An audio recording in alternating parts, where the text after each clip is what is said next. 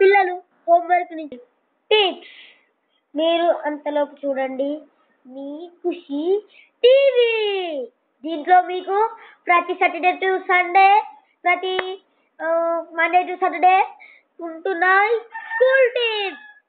పిల్లలు హోంవర్క్ ఈరోజు మనం చూసేది పిల్లలు హోంవర్క్ నుంచి తప్పించుకోవాలని ఆరాటపడుతున్నారు.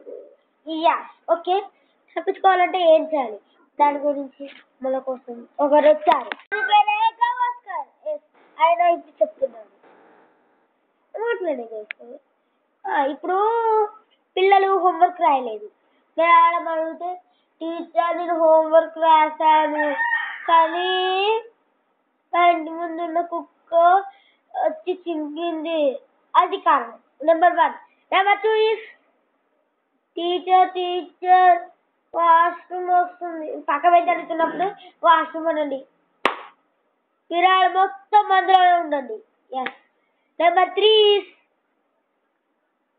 హోంవర్క్ రాసేవారా అంటే టీచర్ మా ఇంట్లో రాద్దామంటే పెన్ను లింక్ అయిపోయింది, పెన్సిల్తో రాద్దామంటేనేమో మా చెల్లె తీసుకుపోయింది, అందులో చీకటి పడ్డది, కరెంట్ పోయింది, వర్షం వచ్చి గాలి వచ్చింది. ఇక టీచర్ అందుకని రాయలేదు టీచర్.